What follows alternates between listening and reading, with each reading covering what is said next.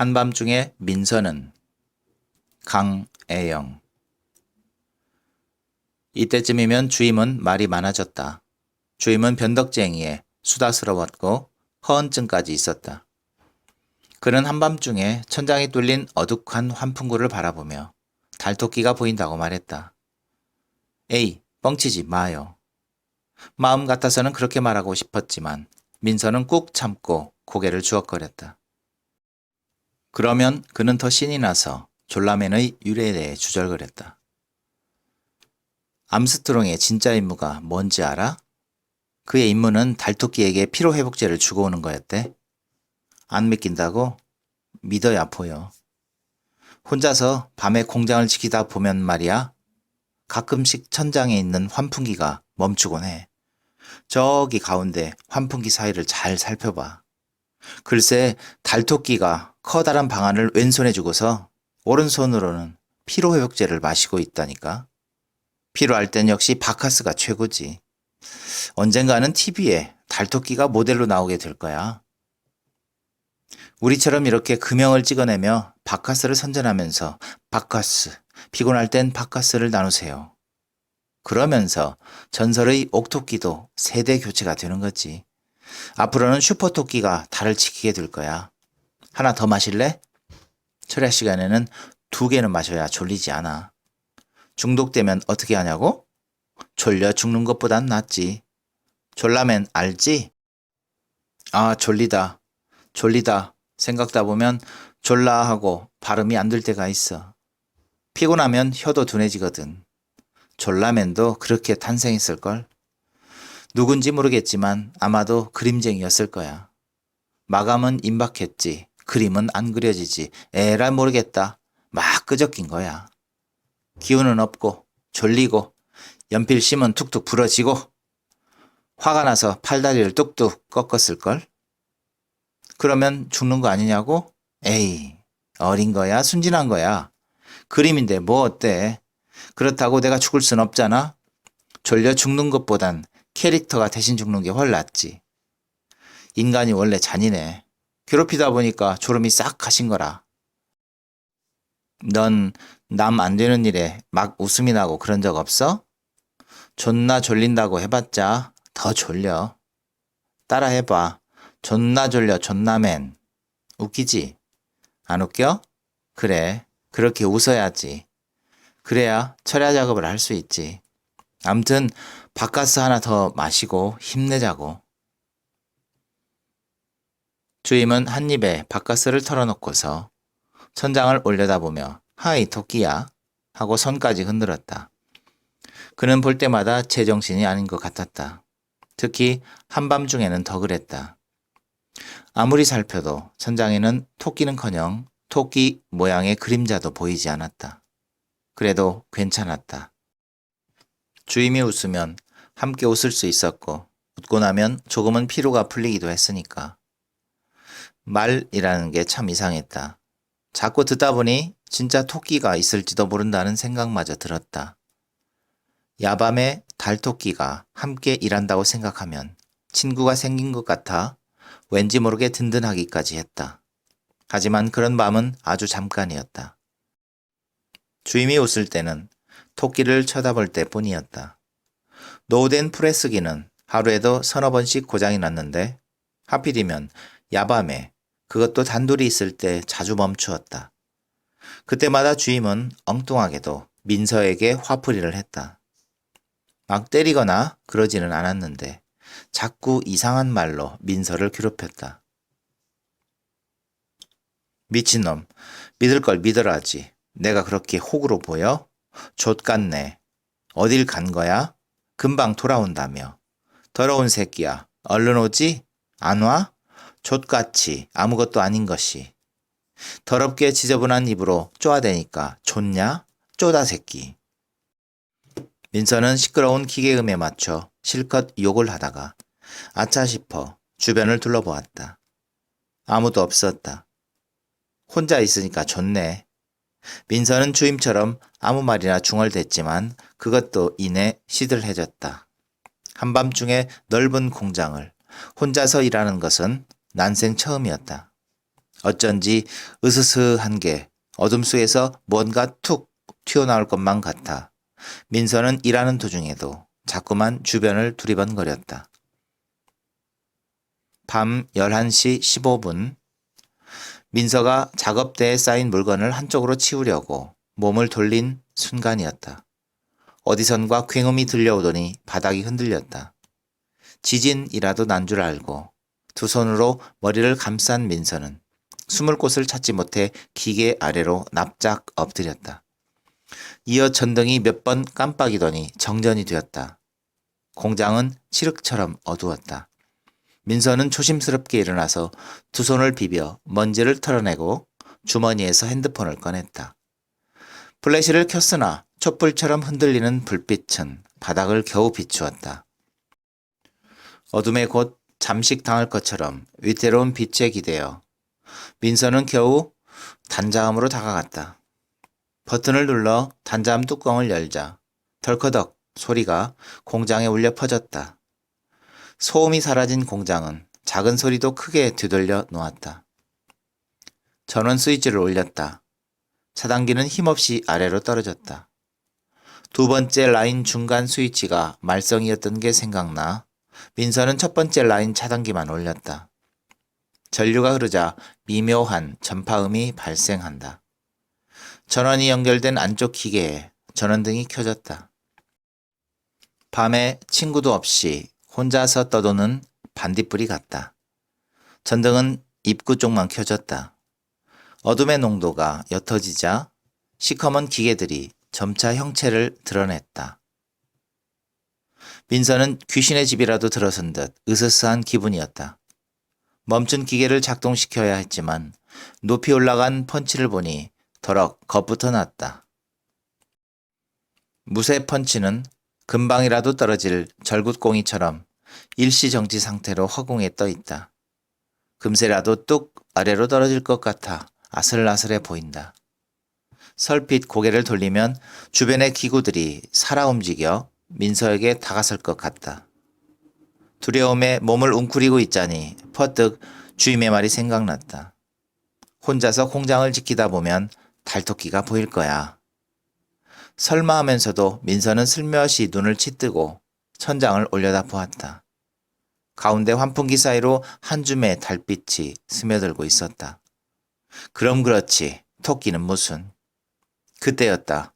어디선가 삐걱 하는 소리가 들려왔다. 민서는 주변의 어둠을 주시했다. 야옹이니? 이럴 땐 길고양이라도 옆에 있었으면 싶어 불러보았지만 아닌 것 같았다.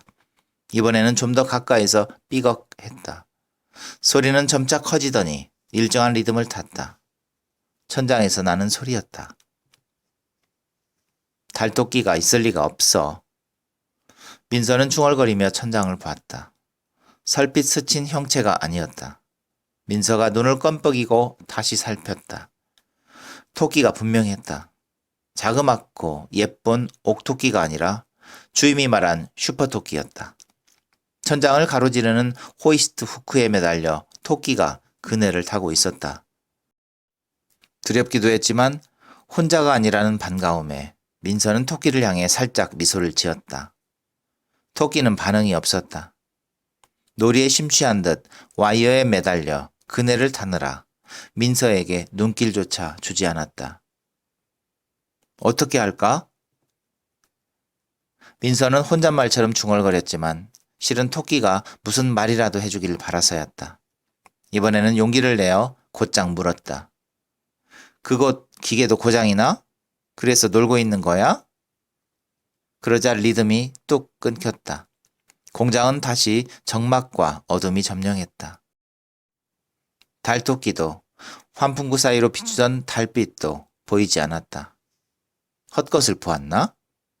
민서는 고개를 뒤로 젖히고 천장을 이리저리 살피다가 엉덩방아를 찧었다. 넘어진 김에 민서는 바닥에 벌러덩 누워버렸다. 분명 토끼였어. 달빛을 타고 이동한다면 시간여행도 가능할까? 어둑한 천정을 바라보며 민서는 두 팔과 두 다리를 동시에 들어 올리고서 중얼거렸다. 이대로 침대 위로 이동했으면 공중부양이라도 하고 싶었다. 문득 낮에 휴게실에서 잠깐 본 잡지의 한 장면이 떠올랐다. 어느 포토그래퍼가 찍은 사진 속에서 젊은 남녀 두 명이 서로를 향해 훌쩍 뛰어오르고 있었다. 접혀진 다리와 나는 듯한 팔과 서로를 향해 활짝 웃어 보이는 모습이 한 쌍의 새처럼 보였다. 그들은 허공을 나는 자유로운 새였다. TG 타베오니에 있는 날짜 변경선을 건너뛴 모습이었다. 두 사람은 날짜 변경선을 건너뛴 것이 아니라 오늘과 어제의 경계를 벗어난 것 같았다. 민서는 그곳에서 건너뛰면 무엇이 보이는지 궁금했다. 날짜 변경선은 런던 그리니치 천문대와 피지 타베오니 두 군데에 있다고 했다. 지구를 세로로 관통하면 두 곳은 직선을 이룬다고. 민서는 첫 번째 여행지를 TG 타베오니로 정했다.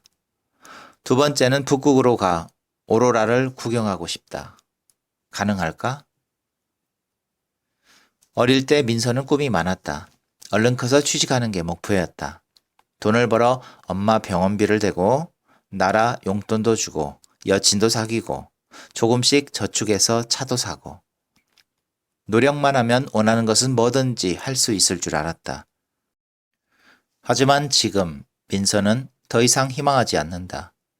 꿈은 이루기 어려운 거라는 걸 너무 일찍 알아버린 것이다. 곧 자정이 된다. 이쪽과 저쪽의 경계가 있기는 하는지. 민서는 초를 재며 다가오는 생일을 혼자서 맞이한다. 아무도 축하해주지 않는 성인이 되는 날. 바라는 것은 단지 하나뿐이다. 작동을 멈춘 저 고집센 고장난 프레스기가 무탈하게 돌아가길 원한다. 민서는 어른이 되기도 전에 일찌감치 답답하고 암울한 현실을 알아버렸다. 엄마는 오후 5시경에 응급실로 실려갔다. 며칠 전부터 허리 통증을 호소하더니 결국 구급차를 불렀다고 나라가 카톡으로 알려왔다. 이틀 전부터 의사는 디스크 파열이라고 수술을 권했지만 엄마는 치료를 자꾸만 미루고 있었다. 오빠, MRI 찍어야 하는데 선납이래. 나라가 병원 상황을 실시간으로 전하고 있지만 민서는 답을 할 수가 없다. 사장은 이번 납품이 끝나면 밀린 월급을 주겠다고 한다. 아무것도 모르는 나라는 병원비를 재촉하고 기계는 멈추었다. 그렇다고 쉴 수도 없다. 잠을 자고 싶지만 공기를 마치지 못하면 사장이 가만히 있지 않을 것이다. 퇴근 시간이 임박해서였다. 민서는 병원비를 말해보려고 적절한 타이밍을 살피고 있었다. 사장이 막 사무실에서 나설 때 주임이 한 발 앞서 사장에게 뛰어갔다. 두 사람이 사무실로 들어가자 민서는 사장에게 어떻게 돈 얘기를 꺼낼지 혼자서 연습했다. 저 엄마 병원비가 급해서 그러는데요.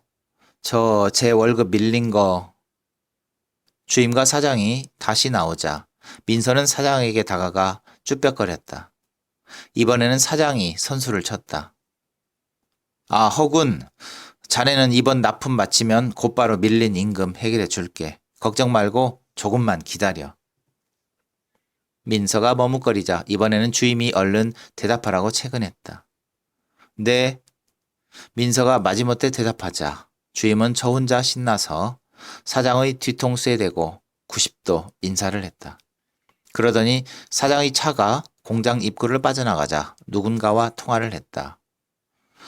난데 곧 갈게.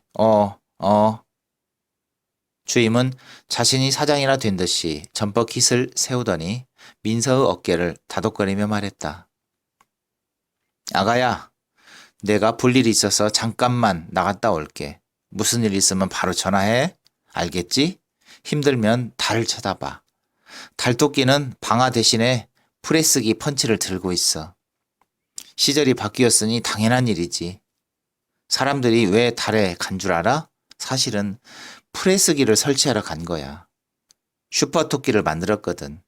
토끼한테 일거리 다 뺏기고 싶지 않으면 잘해. 콧노래를 흥얼대며 나간 주임은 자정이 다 되도록 감감무소식이다.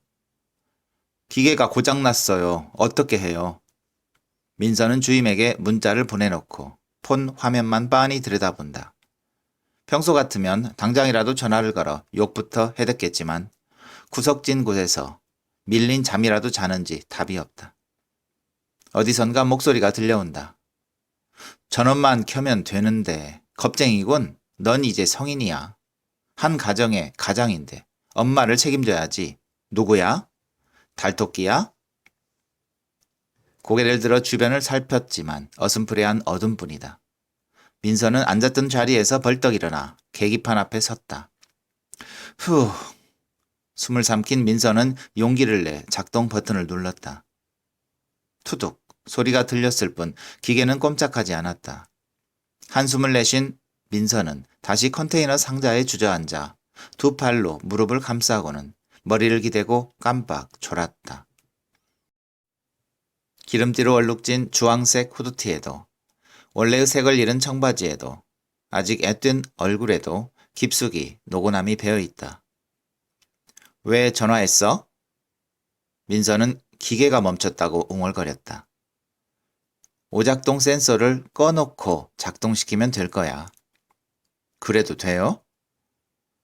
잠에서 깬 민서가 벌떡 일어나 주변을 살폈다. 아무도 없었다. 폰을 살폈지만 그대로였다. 민서는 계기판 앞 왼쪽에 있는 오작동 센서 등을 껐다. 밤 0시 50분. 시작 버튼을 누르자 프레스기가 덜컹거리며 움직였다. 묵은 해소기침 같은 거친 소리였다. 공장에 다시 소음이 일었다. 절굿공이가 내려와 쿵덕 하고 원단을 내리쳤다. 상판이 올라가고 하판에 물렸던 원단이 절단되어 나왔다. 민서는 생산품을 적재함 위로 쌓았다. 컨테이너 벨트가 돌아가며 다음 원단을 밀어 넣었다. 악어처럼 아가리를 벌려 원단을 삼킨 프레스기가 생산품을 뱉어냈다. 민서는 생산품을 옮기느라 벌건 눈을 연신 끔뻑이며 손을 놀렸다. 눈을 치떠도 자꾸만 눈꺼풀이 내려와 스스로 눈이 감겼다. 바카스라도 마셔야 했나?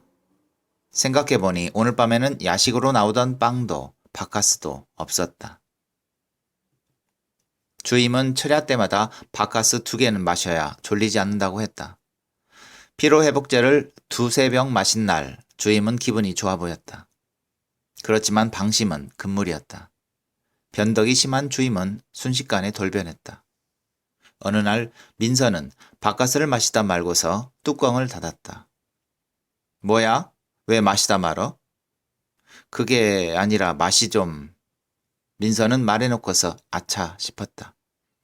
심하게 구겨진 주임의 얼굴은 이미 벌겋게 달아오른 뒤였다. 내가 이상한 거라도 섞었단 말이야? 아닙니다. 감기가 와서 맛을 잘...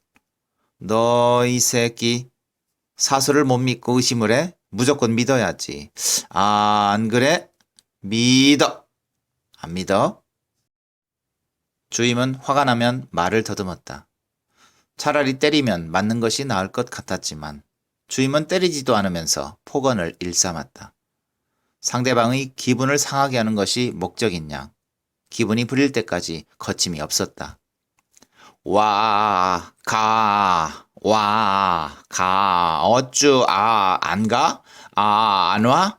자식, 네가 그러니까 복이 없는 거야. 아버지도 없지? 엄마도 벙어리고.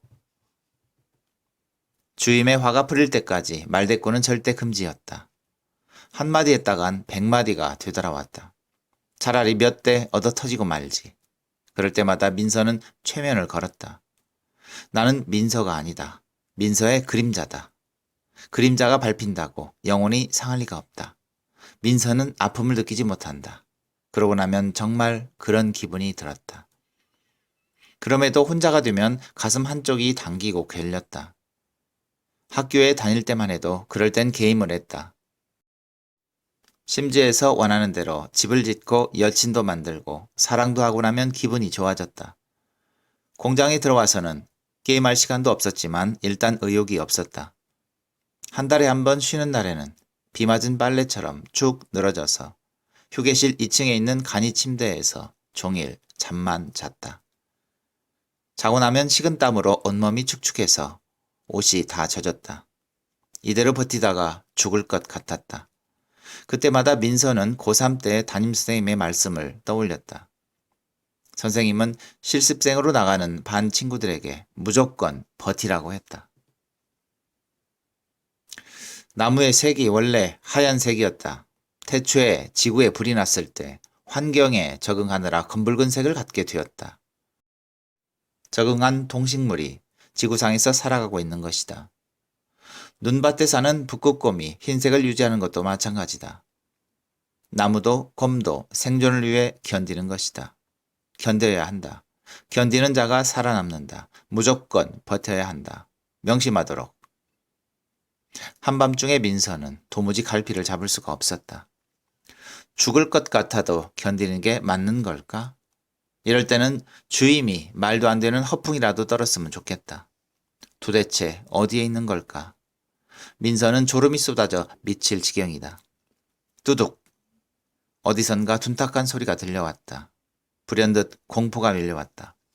민서는 어릴 때 했던 공포 체험을 떠올렸다. 초등학교 3학년 때였다. 민서는 놀이공원으로 체험학습을 갔다. 귀신의 집은 가짜예요. 그래도 체험이지만 심장이 약한 친구들은 들어가지 마세요. 안내원과 선생님의 말을 듣고 몇 명의 아이들이 주춤주춤 뒤로 물러섰다. 선생님이 가짜라고 하잖아. 겁쟁이. 난 하나도 안 무서워. 두려움이 없는 일부 아이들이 앞장서 줄을 섰다. 하지만 막상 귀신의 집에서는 큰 소리 치던 아이들도 대부분 자지러질 듯이 비명을 질러댔다. 비명을 지르지 않는 친구는 거의 없었다. 두렵기는 민서도 마찬가지였다. 그렇지만 민서는 몇 번의 한숨을 내쉬었을 뿐 가만히 어둠을 응시했다. 어둠 속에서 불쑥 튀어나온 기다란 손톱이 민서를 핥힐 것처럼 다가와도 허리까지 흘러내린 긴 머리카락 사이로 드러난 허연 얼굴을 뒤덮은 붉은 피를 볼 때도 두려웠지만 소리쳐 호들갑을 떨지는 않았다. 체험이라고 했으니까. 눈을 똑바로 뜨고 어둠을 주시했다. 한 귀신은 플래시로 자신의 얼굴을 비추고 있었다. 민서는 눈을 부릅뜨고 귀신을 노려보자 오히려 귀신이 당황해 어둠 속 어딘가로 숨어버렸다. 눈에 보이는 것이 오히려 공포감을 줄여둔다는 사실을 민서는 어린 나이에 깨달았다. 그날 이후로 민서는 공포체험을 놀이로 생각했다. 집에서 하는 공포체험은 귀신의 집보다 더 실감났다. 나라는 장롱 안 이불 속으로. 민서는 베란다에 있는 헌 상자 속에 숨었다. 괴성이 오가고 물건들이 부서지고 흐느낌이 들려와도 민서는 두 손으로 귀를 막고서 숨소리를 죽였다. 너무 무서운 날에는 마법이 통하길 바라며 주문을 외웠다. 도마칼 도마칼 도마칼. 주문은 효과가 있어서 다음날 아침이면 엄마의 칼질 소리가 들려왔다.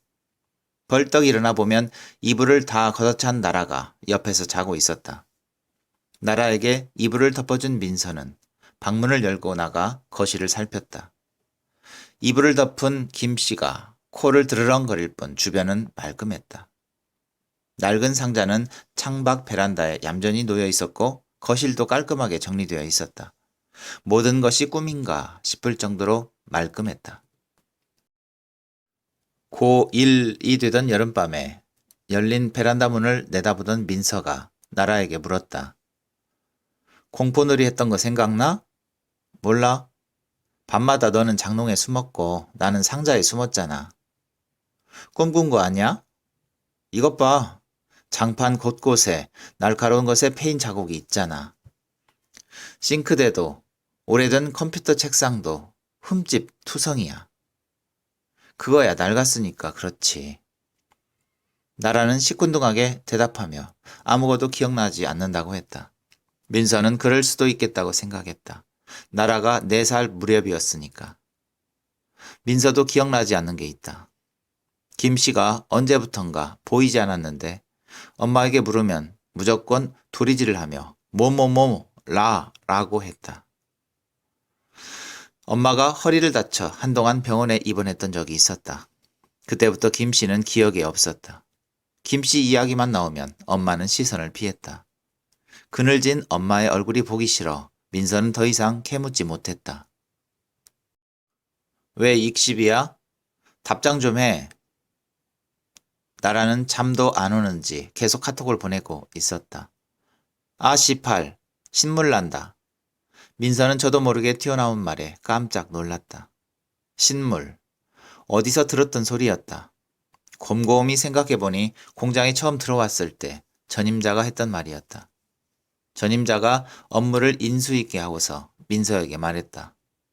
금방 신물 날 거려? 그때 민서는 오직 제 손으로 돈을 벌 수 있다는 사실에 들떠 있었다. 3달이 지난 지금 민서는 저도 모르게 전임자가 한 말을 따라하고 있었다. 18. 돈도 안 주고. 민서는 제 머리를 쥐어뜯으며 중얼거렸다. 이틀 전에도 민서는 사장에게 월급에 대해 말을 꺼냈다가 거절당했다.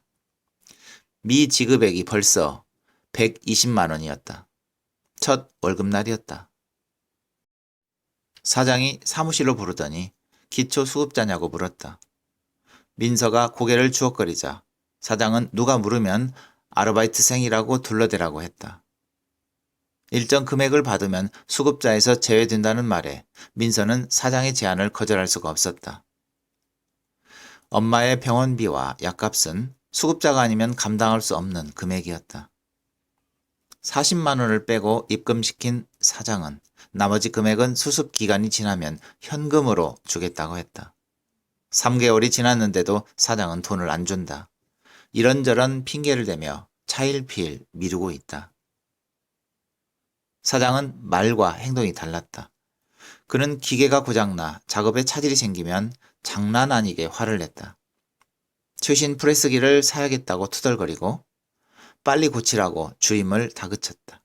심지어 주임이 수리를 못하면 폭력을 휘둘렸다. 도로 한복판에 서버린 차에 화풀이를 하듯이 주임을 발로 차거나 넘어뜨리기도 했다. 주임은 개처럼 낑낑거리며 사장의 발길질을 견뎌냈다. 민서는 말리지도 못하고 구타 장면을 고스란히 지켜보고 서 있었다. 당장이라도 일을 그만두고 싶었지만 선생님의 당부가 생각나 꾹 참고 있었다. 사회생활은 무조건 견디는 거라고 했다. 안 입곱고 더러워도 견뎌야 한다고. 정 그만두고 싶으면 1년만 버티라고 했다. 새벽 1시 사장이 전화를 걸어와 대뜸 소리부터 질렀다. 왜 이렇게 전화를 늦게 받아? 주임은 뭐? 화장실? 이번 납기일 꼭 지켜야 하는 거 알지? 생산량 차질 생기면 둘 다 모가지야. 사장은 제 말만 하고서 전화를 끊어버렸다. 통화 말미에 사장의 중얼거리는 소리가 고스란히 들어왔다. 내가 다시는 가부를 해주나 봐라. 어디서 또 술 처먹는 거 아니야? 사장은 철야 때마다 새벽 1시에 전화를 걸어와 작업 상황을 확인했다. 주임도 그 사실을 모를 리가 없었다. 민서는 성급한 사장이 지금이라도 공장으로 달려오지 않을까 걱정이었다. 센서를 꺼놓고 작업한 걸 알면 사장은 뭐라고 그럴지 생각만 해도 다리가 후들거린다. 주임은 이제 핸드폰까지 꺼놓았다. 그는 종종 센서를 끄고서 작업을 했다. 그래도 되냐고 걱정스러워 물으면 주임이 새카맣게 어린 게 뭘 아는 척이냐며 이죽거렸다. 민서, 너 성이 허시라고 했지? 대기업에서 널 왜 안 받아준 줄 알아? 넌 아버지가 없잖아. 엄마가 허시라고? 딱 봐도 넌 인도계야. 아님 파키스탄이든지. 인도나 파키스탄이나 원래는 한 나라였다지. 너무 기죽지는 말고. 허씨도 가야국 수로왕 부인인 허황옥이 시조잖아. 눈은 크고 겁많게 생겼고 구릿빛 피부에 어딘가 비율이 안 맞아. 주임의 말을 듣다 보면 언제나 그럴듯했다. 그런 것 같기도 해서 민서가 동의하듯 고개를 주걱거리면 주임이 이번에는 엄마를 걸고 넘어졌다. 니네 엄마가 벙어리라며? 아가 하고 부르지. 그것도 삑사리 나게. 그러니까 와, 가 하는 거야. 너 별명은 이제부터 와가야. 아가. 어쭈, 안 와? 이리 오라잖아. 그냥 저리 가라. 그러면 민서는 어쩔 줄 몰라. 오지도 가지도 못하고 어정쩡하게 서 있었다. 그래요, 주임님. 엄마와 저를 놀려도 상관없어요. 그러니 제발 돌아오세요. 네, 주임님. 민서의 소리가 공장에 울려 퍼지다가 이내 어둠 속으로 흩어졌다. 네 말이 다 맞다고, 씨발. 됐냐? 그러니까 제발 돌아와라, 좀. 고래고래 욕을 해도 소용없었다. 뺨 위로 눈물이 흘러내렸다. 민서는 이대로 공장에 갇힌 건 아닌지 덜컥 두려웠다. 새벽 1시 25분. 기계 소리가 이상했다. 생산품을 살펴보니 한쪽 가장자리가 스크래치가 나 있었다. 옮겨놓은 생산품도 전부 불량이었다. 여태 헛일을 한 것이다. 사장은 원단 값을 월급에서 까겠다고 야단일 것이다. 불량이 발생하면 주임은 기계 위로 올라가 스크래치 난 부분을 그라인더로 갈아내고서 에어를 분사했다. 구경만 했지 직접 해본 적은 없었다. 민서는 전원을 끄고서 합판 다이 위로 올라섰다. 상판에 닿지 않게 몸을 최대한 접고서 홀더를 내려다 봤다. 어둑해서 아무것도 보이지 않았다. 왼손으로 핸드폰 플래시를 켜고 오른손으로 그라인더를 들자 중심 잡기가 어려웠다. 민서가 다시 내려왔을 때 연달아 카톡이 울렸다. 대답 좀 하라니까. 자는 거야? 걱정 마. 오빠가 어떻게든 해볼게. 민서가 손가락을 움직여 답장은 쓰려 했으나 철자가 자꾸만 엇나갔다. 미치겠다. 민서는 MRI 비용을 검색했다. 30만 원에서 80만 원으로 병원마다 비용이 다르다고 했다. 지긋지긋하다. 정말이지 신물이 난다. 자고 싶다. 선체로 눈을 감는다. 주임이 놀려댄다. 와, 가. 내가 왜 와가인지 알아? 민서는 감았던 눈을 번쩍 뜬다. 개새끼. 민서는 욕을 하며 와가를 검색했다. 와가, 식당, 와가, 지붕의 한 형태, 와가, 파키스탄과 인도네시아의 국경 지역. 민서는 와가 지역에 대한 어느 블로거의 여행기를 살폈다. 와가 지역에서는 매일 국기 하강식이 열린다. 양측 군인들이 닭벼슬처럼 생긴 모자를 쓰고 과장된 몸짓으로 하강식을 한다. 파키스탄 쪽은 검은색이고 인도 쪽은 붉은 모자를 썼다. 군인들은 근엄하지 못하고 우스꽝스럽다. 쿡 웃음이 새어나온다. 이렇게 웃어도 되는지 반성하다가 다들 웃고 떠들어서 마음 놓고 응원했다. 그들은 편을 가르지 않고 환호성을 지른다. 천군 백군 나누다가 운동회가 끝나면 머리띠를 벗어던지고 함께 집으로 돌아가는 학생들의 운동회 같은 분위기다. 관광객들은 국기 하강식을 보기 위해 와가 지역을 찾는다. 양쪽 군인들은 복장만 다르게 하고 같은 동작을 거행한다. 민서는 아래 동영상을 클릭했다. 검은 화면에 시끄러운 소음이 먼저 들려온다. 이어 화면이 뜨고 국기 하강식을 구경하는 인파가 보인다. 양쪽의 군인들이 진지하게 식을 거행한다. 엄숙하다기보다 우스꽝스러운 축제 같다. 관람객 모두가 환호성을 지르며 하강식을 응원한다. 북쪽보다는 남쪽에 사람들이 더 많다.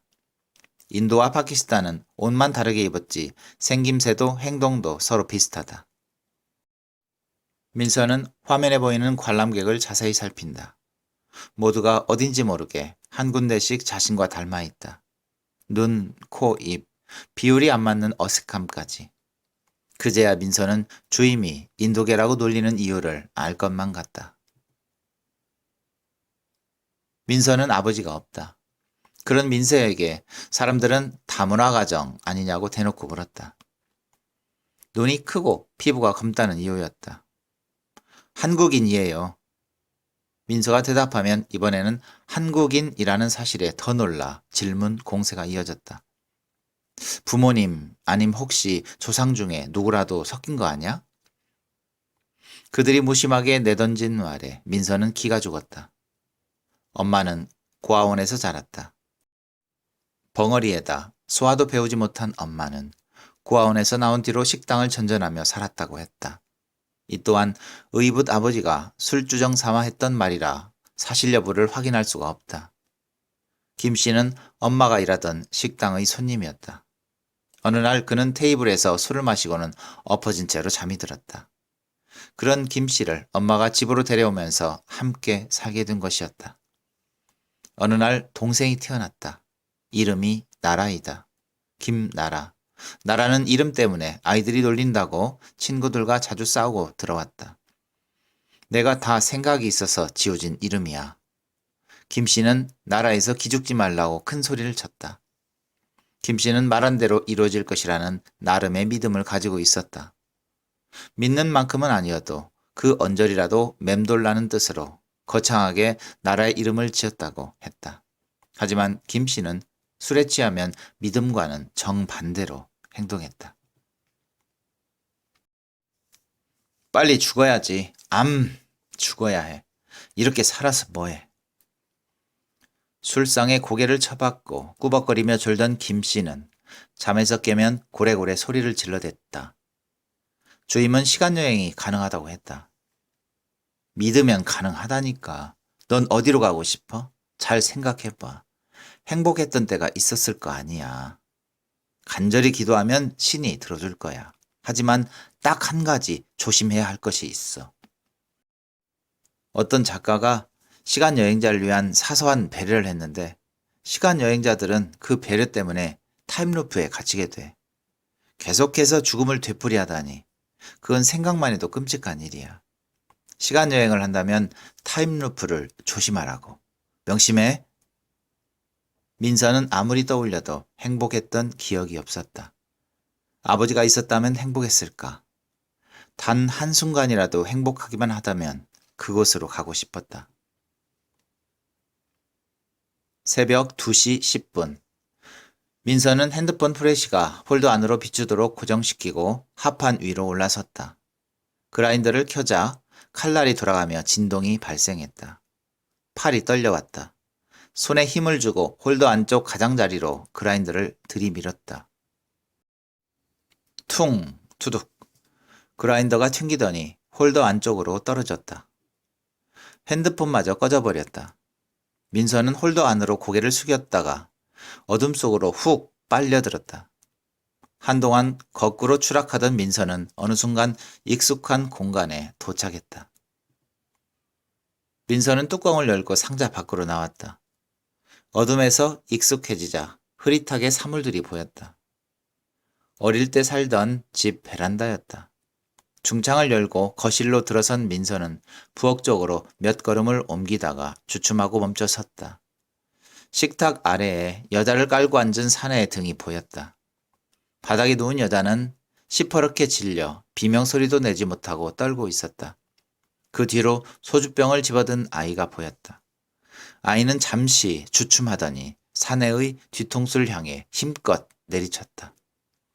순간 눈을 감았는데도 민서는 보고야 말았다. 바닥으로 쓰러져 피를 흘린 사내는 의붓 아버지 김씨였다. 민서는 날짜 변경선 앞에 섰다. 동쪽은 어제, 서쪽은 오늘이라고 했다. 어제로 한 발 건너가니 응급실로 이송 중인 엄마가 보였다. 나라는 원무과에서 접수를 하려다 말고 카톡을 보내고 있다. 민서는 다시 오늘로 건너왔다. 응급실 구석진 곳 침대에서 엄마가 통증을 이기지 못해 신음을 토해낸다. 컵라면으로 저녁을 때운 나라가 스툴 의자에 앉은 채 한 손으로 허기진 배를 움켜잡고 한 손으로는 핸드폰을 쥐고서 침대 모서리에 기대 잠들어 있다. 오빠. 엄마의 신음소리가 거슬렸을까? 나라가 잠꼬대를 하며 고개를 들어 액정을 들여다본다. 액정 화면이 밝았다가 꺼진다. 비몽간에 나라는 다시 눈을 감는다. 이내 고개가 스스로 꺾인다. 다시 공장이다. 언제 왔는지 사장과 주임이 와 있다. 주임이 민서의 양팔을 붙들고 흔들었다. 주임님, 시간여행이 가능해요. 민서가 말했지만 억병으로 취한 주임은 제 말만 하느라 횡설수설이다. 어쩌죠? 말짱해 보이는데 숨을 안 쉬어요. 넌 뭐 했어? 저 지경이 되도록 뭐 했냐고, 이 새끼야. 화를 참지 못한 사장이 주임의 정강이를 냅다 걷어찼다. 그제야 정신이 들었는지 주임이 두 다리를 부여잡고 변명만 늘어놓는다. 화장실에 있었어요. 변기가 심해서요. 배터리도 다 돼서 얼마나 앉아 있었는지 모르겠어요. 단순한 일이라 녀석이 잘 지키겠다고 해서 제 잘못입니다. 어린 녀석을 잘 돌봤어야 했는데. 그러니까 왜 공장을 비우고 술을 처먹어? 내가 다 책임져, 개새끼야. 경로한 사장이 주변을 두리번거리더니 쇠파이프를 집어든다. 섬뜩함에 민서는 얼어붙은 듯 꼼짝할 수가 없다. 어쩐지 기시감이 드는 장면이다. 언젠가 본 것 같은데 도무지 기억이 나질 않는다. 문득 타임루프를 조심하라던 주임의 말이 생각났다. 민서는 두 손을 그어주고서 간절하게 기도한다.